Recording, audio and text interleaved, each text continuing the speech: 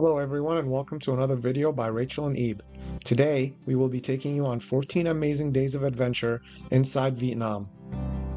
Located in Southeast Asia and stretching over 1,600 kilometers from north to south, Vietnam is bordered by China to the north, Laos and Cambodia to the west. In this video, we're going to visit 6 cities, starting in the southern part of the country and ending in the north, and we'll show you some of the best things to do if you're there. We began our trip in Ho Chi Minh City, formerly known as Saigon. The city is located in the southern part of the country and is considered to be Vietnam's economic powerhouse.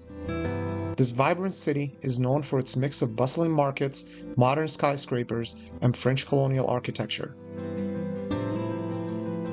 We began our first day by exploring the city and the surrounding area of our hotel. Then we headed to our first stop, which was the War Remnant Museum. This museum is a highly educational destination if you want to learn about the war-laden history of Vietnam.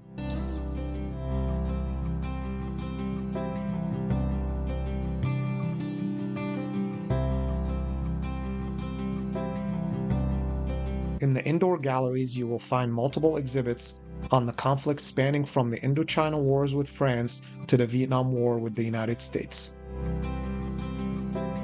Indoor exhibits offer a deeply moving experience into the violent history of Vietnam, as well as the resilience of the Vietnamese people. Located in the outer part of the museum is the Tiger Cage exhibit. The exhibit is a chilling display replicating the brutal prison cells once used to detain political prisoners during the Vietnam War. The entire museum serves as a haunting reminder of wartime realities, the cost of conflict, and the enduring hope for peace.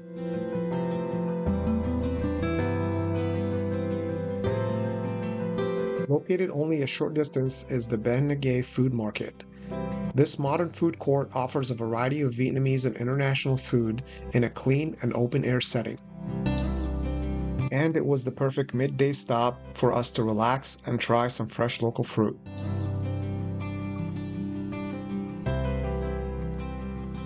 Next, we visited the famous Bưu Vien walking street. We wanted to get a sense of what it looked like during the day because the best time to actually visit is at night, but we will show you that later in this video.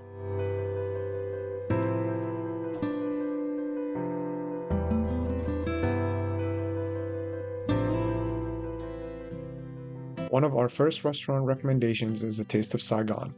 It's a little hard to find, so we included a pin in the description.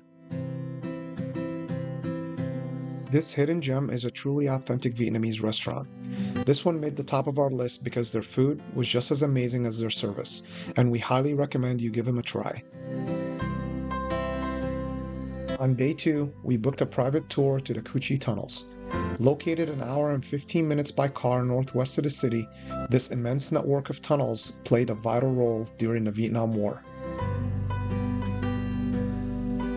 Nestled deep in the jungle and stretching over 250 kilometers, these tunnels were used by the Viet Congs and Viet Minh as hiding spots, supply routes, living quarters, and even makeshift hospitals during the war.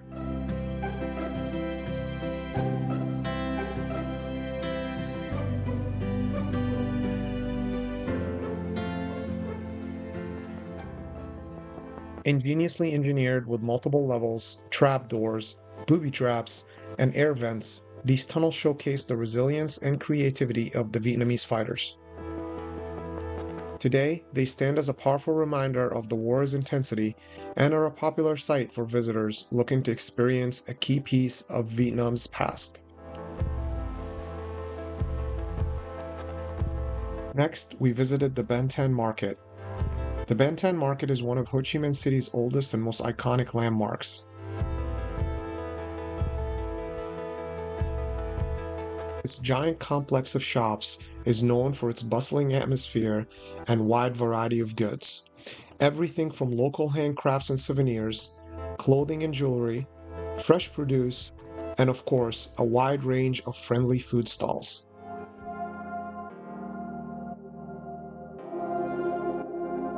This is a very popular and affordable place to shop or eat for both tourists and locals in the city.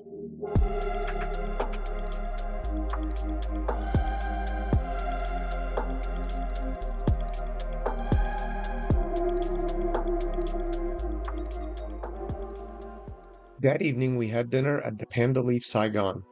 This Vietnamese-style restaurant offers some authentic Vietnamese dishes with a modern twist. One of our favorite things on their menu was the pho rolls with grilled beef. They also have an expansive drink menu with both alcoholic and non-alcoholic drinks.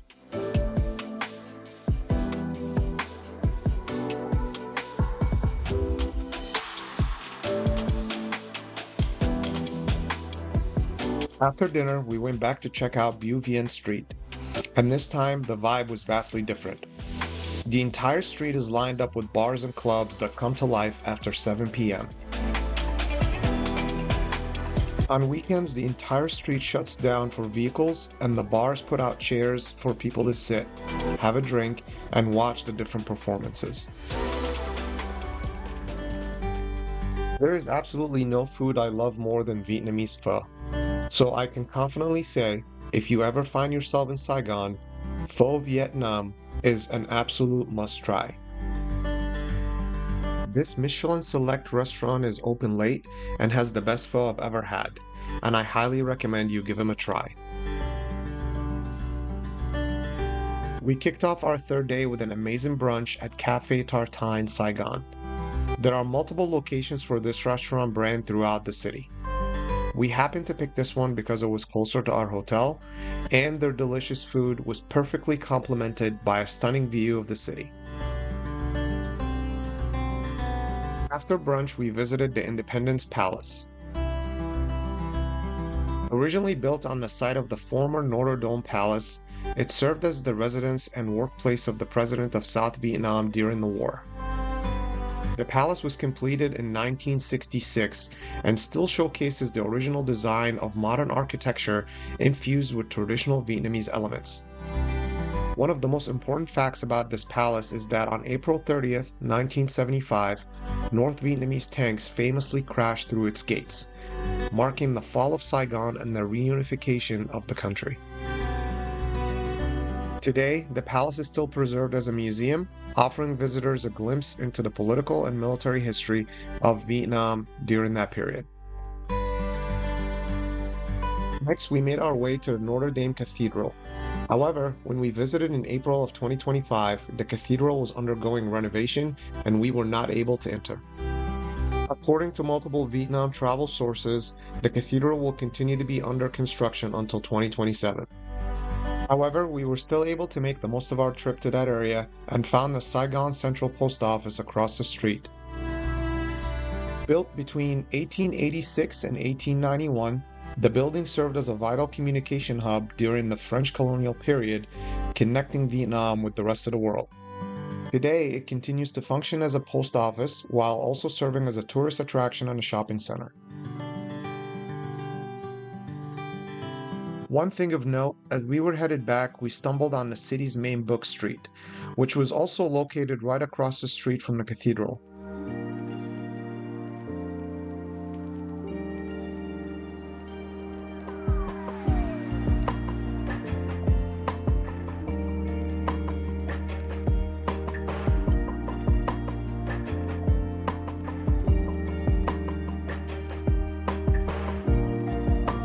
The following day, we took an early morning flight, the hour and 30 minutes from Ho Chi Minh to Da Nang.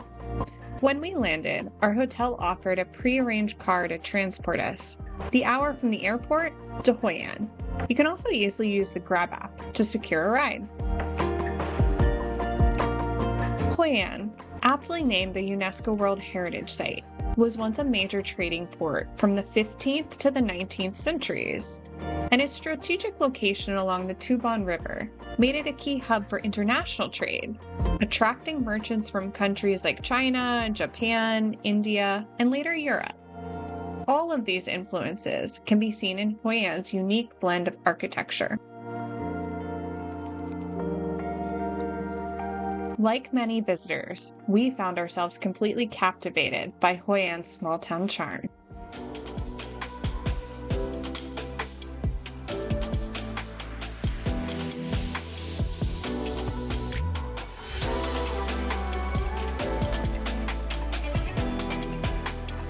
Hoi An comes alive at night.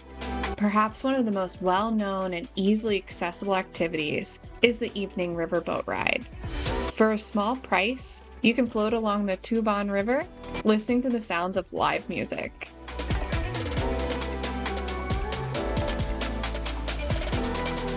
While there are endless restaurant options, we found relics.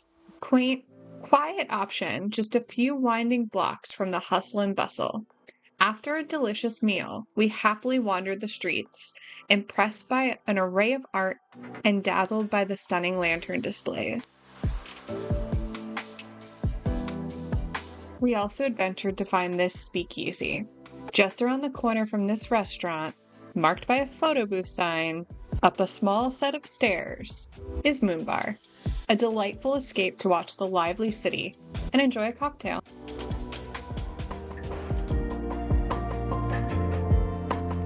We started our day by finding a cafe to sit and sip. A stark contrast to our typical mornings, we really enjoyed the slow pace, and the Vietnamese egg coffee is a must. After, we headed to another well-known activity, custom-made clothes. Ideally, you should allot a few days for this, as you want to work with the tailor on your measurements, and you'll want to return for a fitting or two in the following days. And don't miss out on this Hoi An staple, the Banh Mi Queen. Expect a line, but know that the Banh Mi Queen offers both delicious food and efficiency. She has a 50-year history of serving up banh mi's with the perfect crunch, fresh ingredients, and a secret sauce. We recommend sitting inside to enjoy her food, see her history, and maybe even talk to the Banh Mi Queen herself. We spent the rest of the day wandering Hoi An streets on foot, though you can easily catch a ride or rent a motorbike. And if you want to see any of the temples, be sure to buy the Old Town Temple tour tickets, which offer you access to 5 attractions. The list of options include a range of temples, pagodas, traditional homes, museums, and more, which reflect the spiritual, cultural, and political history of Hoi An.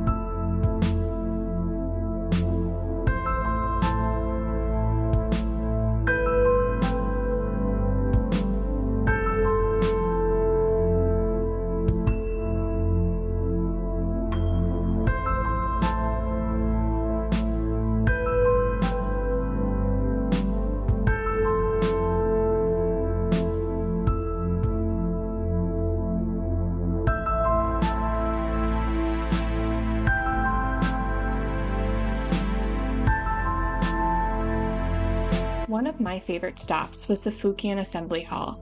Established in the 1690s by the Phu Quien people, it is dedicated to worshiping their ancestors and a Chinese deity of the sea.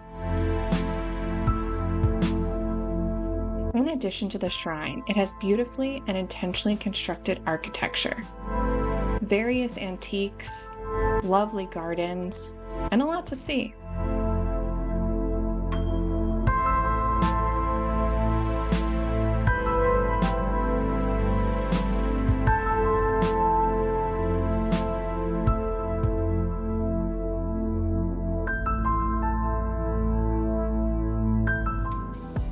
After working up an appetite, we ended up at Hoi An Central Market, which has indoor stalls and outdoor stalls offering both souvenirs and food. We opted for a Hoi An traditional food of white rose dumplings, and those were the best we had. After a few more snacks, we finished our night at Mezcal Cocteleria. It has an intimate atmosphere matched by cocktail mastery.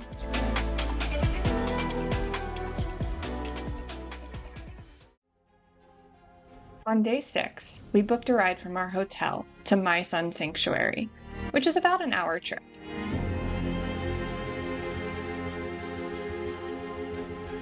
This UNESCO World Heritage Site in central Vietnam is renowned for its ancient Hindu temple ruins built by the Champa Kingdom between the 4th and 13th centuries. The site served as a spiritual and cultural center dedicated to the Hindu god Shiva, featuring red brick towers and intricate carvings.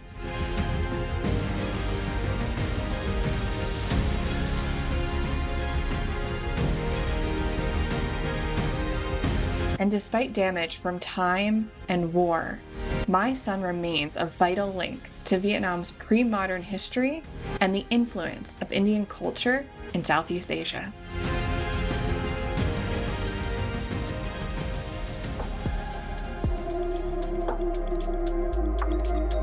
On day 7, we rented motorbikes from our hotel to enjoy a morning ride to some nearby rice fields.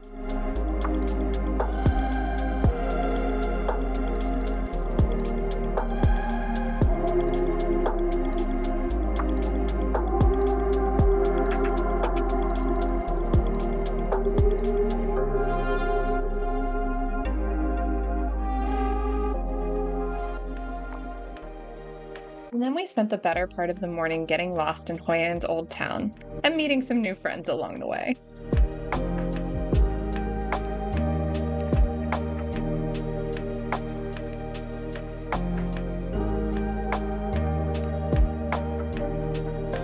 Of course, we stopped for coffee, Uncle Han's first, which is a great location as it overlooks the Tam Quan Gate. And just around the corner, we stopped at Hoi An for some beautiful rooftop views.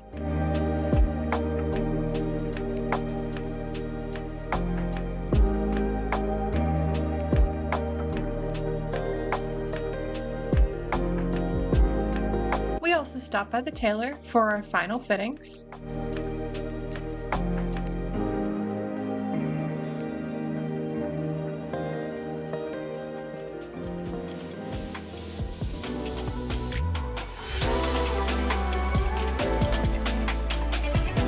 And on our last night, we returned to the street stalls for a delicious seafood dinner, lobster, shrimp, eggplant, and all.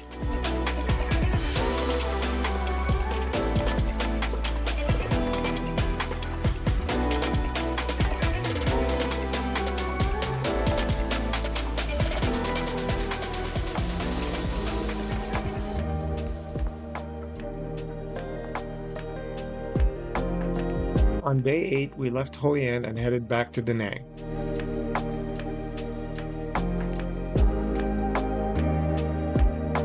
Da Nang is a dynamic coastal city in central Vietnam, known for its modern development, beautiful beaches, and old Vietnamese charm.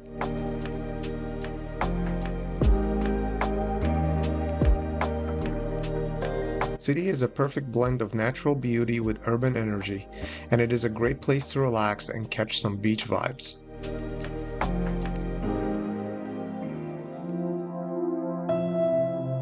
We stayed at the Chiklam Beach Hotel, which was a great pick by Rachel. This hotel has a great view of the beach and the entire ocean boulevard. The hotel is also conveniently located just across the street from a variety of beach bars and restaurants. This hotel has great modern amenities, including a rooftop gym and a pool, and best of all, it's fairly priced. Next, we headed to Marble Mountain. This cluster of 5 limestone and marble hills named after the 5 elements, metal, wood, water, fire, and earth, each with its own unique caves, temples, and scenic viewpoints. We visited Toi Son or Water Mountain, where the Tam Tai Pagoda is located.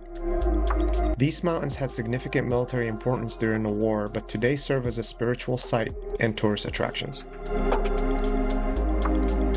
One of our top restaurant recommendations in Da Nang is Pink Salt. This modern seafood restaurant is a great pick for any special occasion.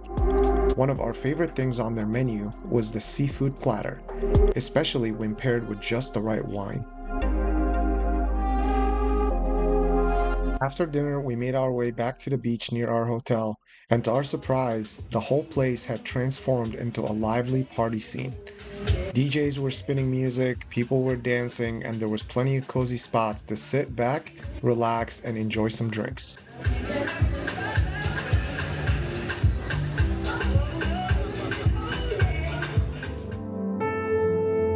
The next day, we had an early private tour booked to Hue City, which is located 2 hours north of Da Nang.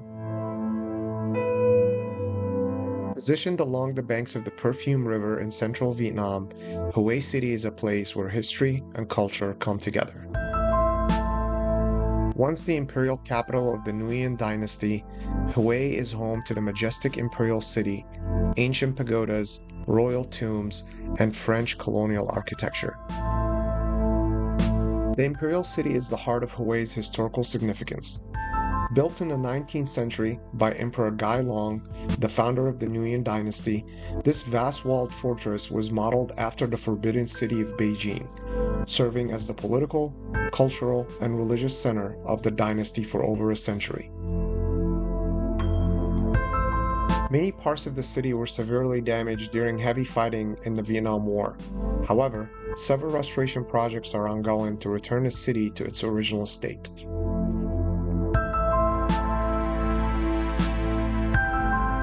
Next, our guide suggested that we visit the tomb of Emperor Khai Dinh, which is located about 20 minutes from Hue City.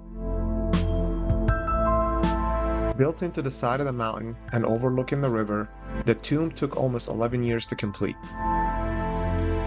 The tomb is well known for its elaborate interior, especially the richly decorated Thai Dinh Palace with a life-size bronze statue of the emperor.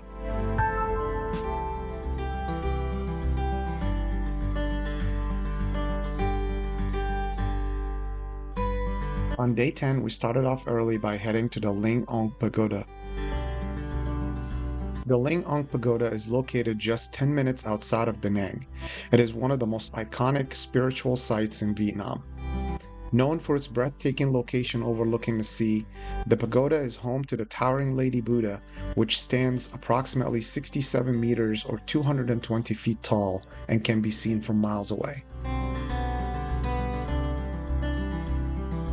Surrounded by lush gardens and peaceful courtyards, the pagoda offers a serene escape with panoramic views of Da Nang's coastline. It is a must-visit spot for stunning views of the coastline, the city, and cultural insight.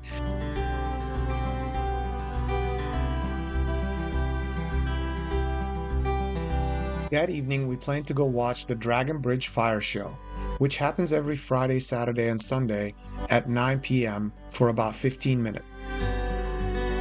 However, when we visited in early April, the show didn't happen due to a national holiday. But we found some cool bars across the bridge with an excellent view of the city, the river, and the Dragon Bridge for next time we visit.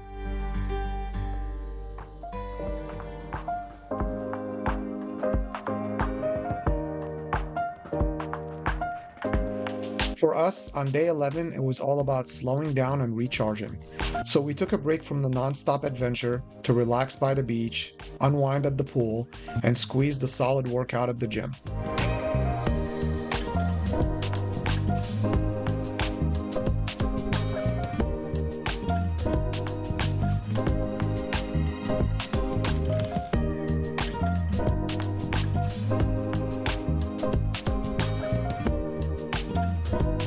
The next day, we took an early flight from Da Nang to Hanoi, and then we quickly made our way to the hotel to drop off our bags and begin exploring the city.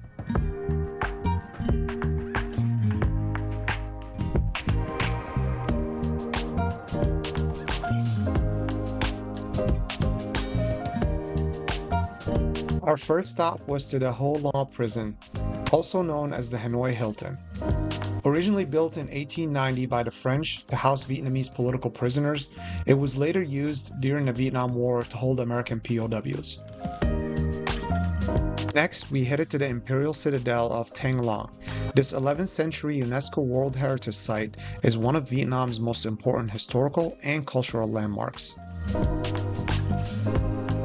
Our final visit was to the Ho Chi Minh Stilt House, which is located in the Presidential Palace complex and is where Ho Chi Minh, the revolutionary leader of Vietnam, lived and worked for 11 years of his life.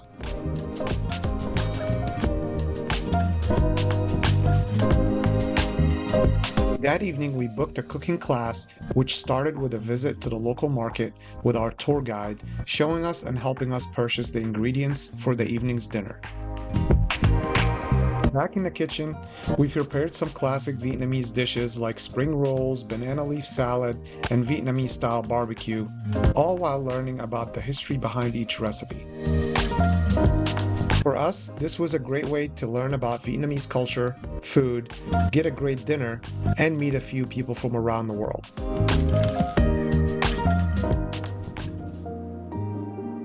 The next day, we headed to Ninh Binh with a small group tour.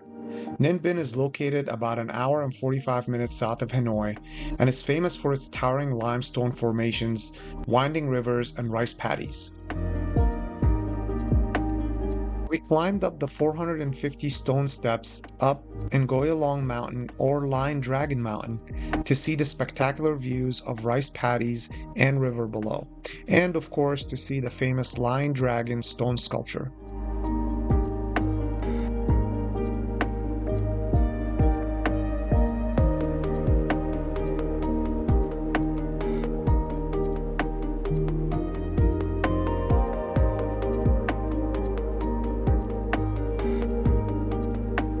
Next, we made our way to the Big Strong Pagoda, or Emerald Cave, which is considered to be one of Vietnam's most beautiful cave formations.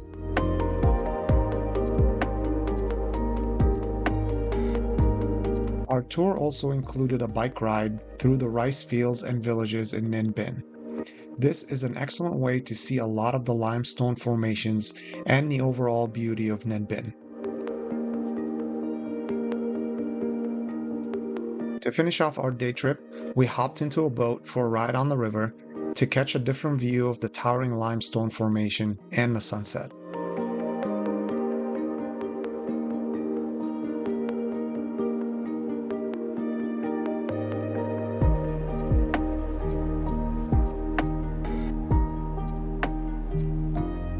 Our last day, we had just enough time to explore a few more spots in the city, and we were able to make a quick and a timely stop at the famous train street to grab a coffee and see the train go by.